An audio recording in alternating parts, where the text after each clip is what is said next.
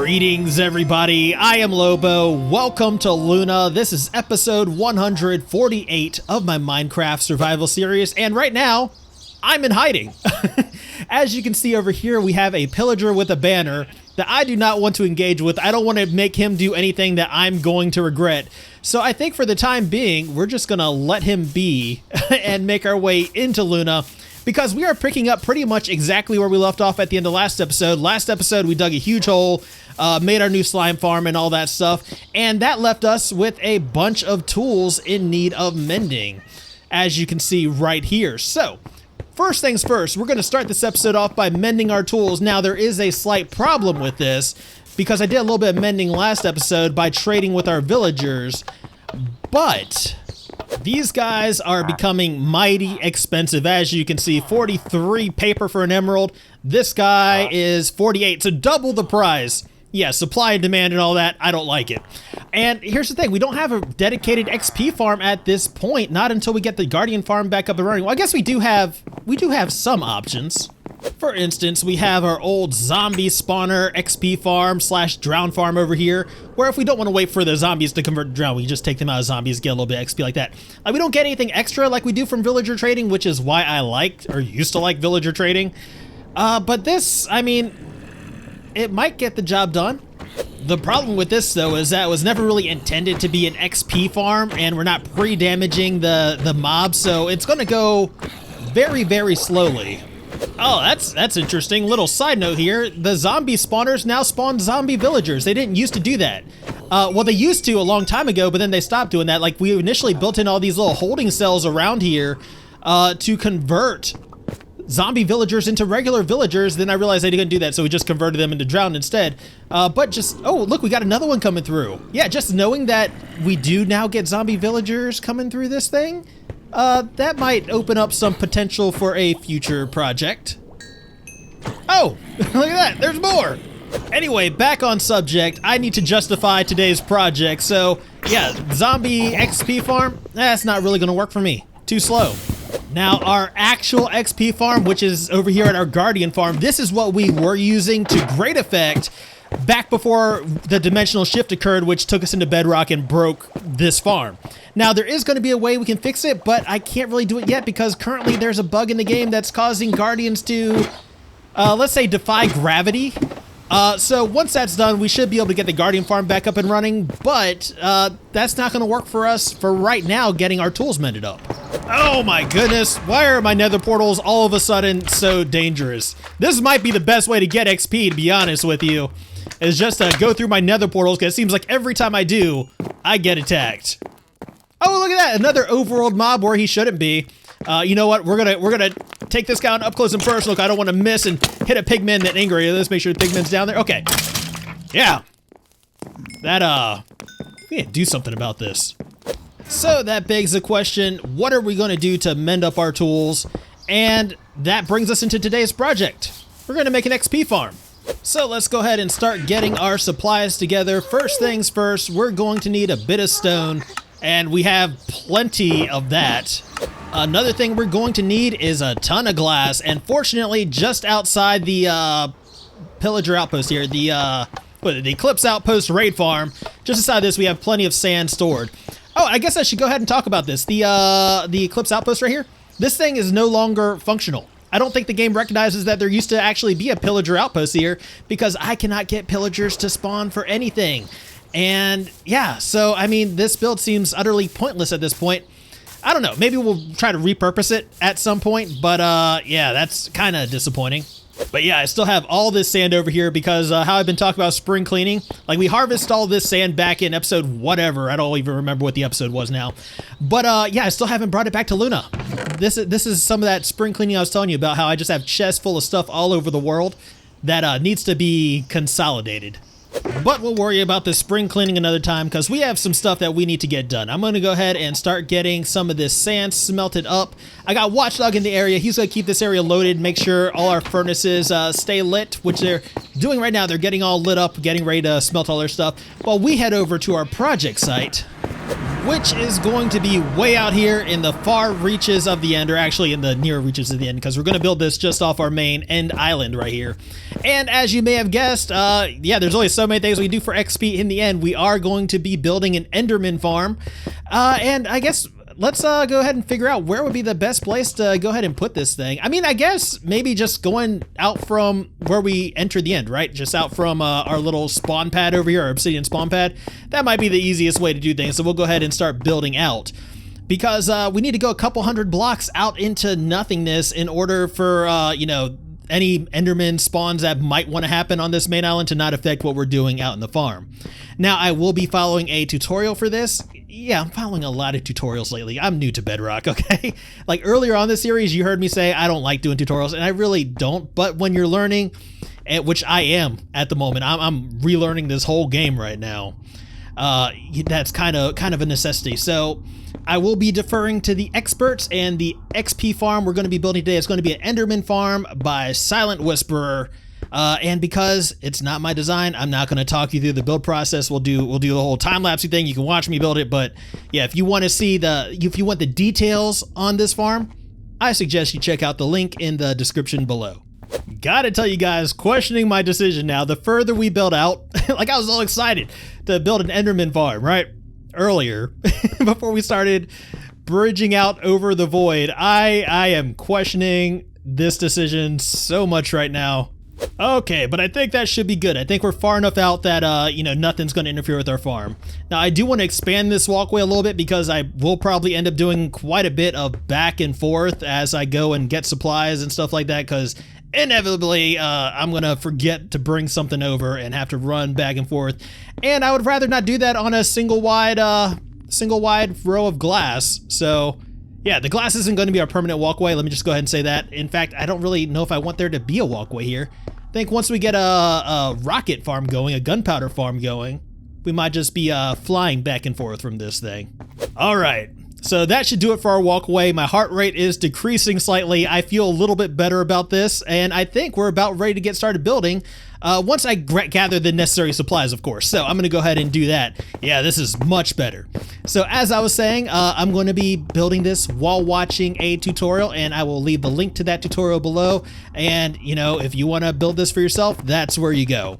But yeah, hang around. Watch me build it first. Check out the results at least. See how it does.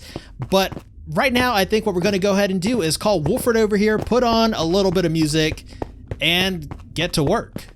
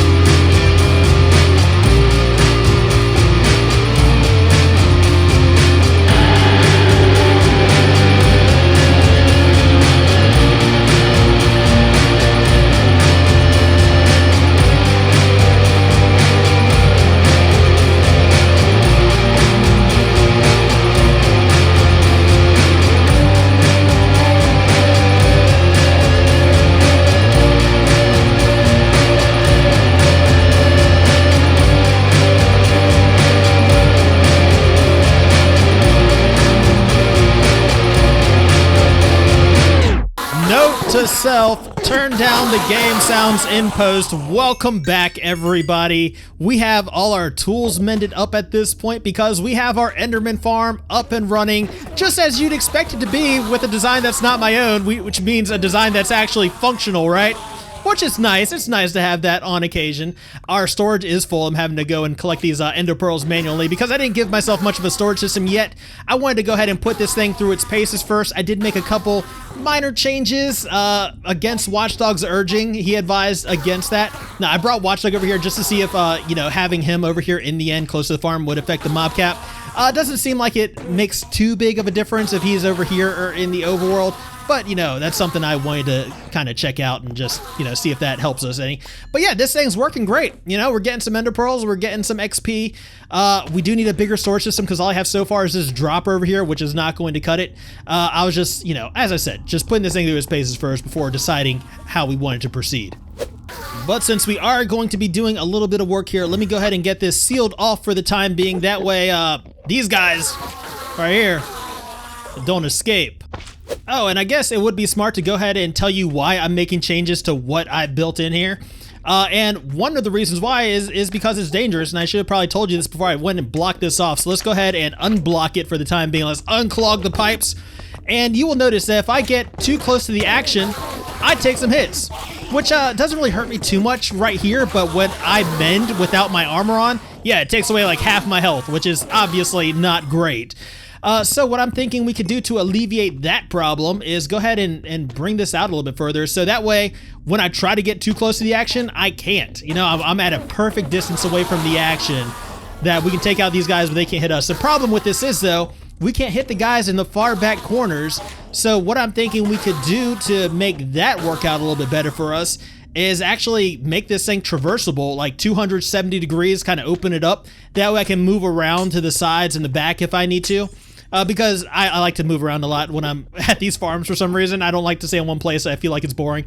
So yeah, that's not an issue at all. We'll just be able to walk along this thing and move around to my heart's content. Now, I granted moving around in this type of area above the void, probably not advisable, but we'll make this thing a little bit safer so that way I can kind of, you know, go crazy, right?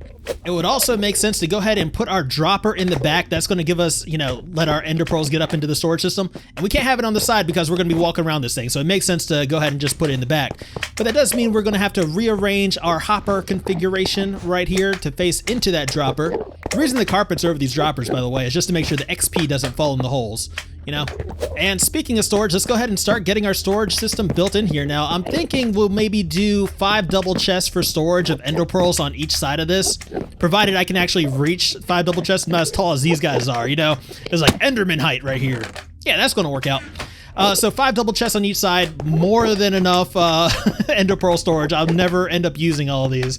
But yeah, I feel like that should be good. And I guess it makes sense to go ahead and place the hoppers on the outsides of these chests. That way we got some room to work in the redstone. Because we're going to have to, you know, put in some redstone right here to get this dropper spitting out items for our item transportation system, which will elevate the ender pearls and eventually put them into the chests.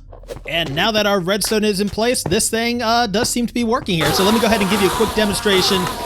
Once we take out some endermen, the dropper spits out their ender pearls. Everything does seem to be good. Oh, aside from the fact that I left blocks that endermen can teleport on, this is not good. Okay.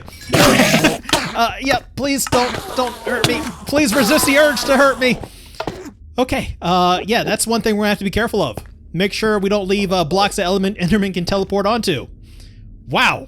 So we'll do a soul sand item elevator in water that will lead to a water stream over packed ice, which will take our items through this little channel into like our various chests and stuff over here. I think I dropped an enderman off the side. I did not mean to do that, but you know what?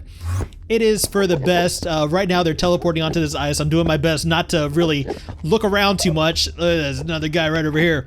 But yeah, this is our hopper for our second column of chests. The first column of chests will fill up first, this one second, and anything left over once all our chests are filled up is going to make its way over here. These endermen, I swear. And then we're just going to shoot them off into the void rather than having an item disposal system, because that will dispose of our items. I think. And hopefully covering our water streams with a roof of glass will prevent the endermen from teleporting onto the little bits of packed ice that don't have water actively flowing over them. I don't know, that's something we're gonna have to see. Like, I'm gonna have to go down there and hit some endermen and see if they teleport out, but yeah. Hopefully this ends up working. I am so nervous. Excuse me. Excuse me. So it seems like we are good here. Nobody's teleported out so far. It also seems as if our storage system is working, so yay. Now this thing is functionally complete. It does exactly what it was designed to do, but you know, we can't just leave it at that, right? You know I can't just leave it at that. We can't just leave it at working and functional. No, I have to try to make it look good, right? And I mean try, because I'm going to try something a little bit different with this than anything we've done thus far in the series. Because I really want to try my hand at like a floating island. I know that's not a new concept for Minecraft, but I've never done it before, and I really do like the way they look, so I want to try to build my own floating island. It makes sense in the end, because the end is comprised of floating islands, right? So I am going to bring over a bunch of cobblestone, a bunch of stone. We'll probably add some end elements in there as well, but I don't want it to be like all end stuff, you know? I want it to kind of have a little bit more variety. But as far as our end stuff goes, we're going to harvest it from one of our end islands rather than the main island, just because, yeah, I would like to have as much ground underfoot there as possible. As far as this stuff goes, what we're probably going to end up doing is converting it to endstone bricks and then into endstone slabs right here, just to try to be sure that Endermen aren't going to be able to teleport onto it. I don't know, we'll have to run some tests when we get back to the farm. But I am going to try to go ahead and fill up my inventory here before we do that. I think we're going to run this test with leaves also, just because I'd like to have some foliage in here. So we know they can teleport onto solid blocks. That's why I want to put these slabs and leaves over top of solid blocks, just to make sure that's going to still prevent them from teleporting over here. So hopefully we're going to be good. Let's go ahead and start hitting some of these guys and see if they want to teleport behind me and sneak attack me. Seems like we are good so far. Yeah. So we'll just leave our tree farm looking a little ridiculous for the moment, because I am going to bring some leaves back with us, because the more variety in blocks we use, the better, right? And thinking of the aesthetics of this thing, I was thinking that maybe I want it to look a little bit more dangerous as well. So I went ahead and went over to our Guardian farm and just grabbed some of our excess squid ink, because I mentioned I wanted to get rid of the glass walkway, and we're going to do that, but you know, it might be a little bit dangerous. So what I'm thinking we do is go ahead and make it look more dangerous than it will actually be by putting a platform of black glass slightly underneath where our farm is actually going to be located, just in case, you know, the worst happens and we fall off, you know? So let me go ahead and, oh man, this is so sketchy. I don't like it. Let me make myself a way to get back up as well. Oh man. But yeah, I think we're about ready to go ahead and get started getting the outline in for this floating island. And that's probably all we're going to do today, is just the outline for right now, because this is going to be a fairly big building project once we get around to the actual building of it. So we'll get all our planning done today. We'll do all our building in the next episode. But yeah, let's go ahead and call Wolford over, put on a little bit of music, and try to get this thing to the point where we can actually start doing some work with it.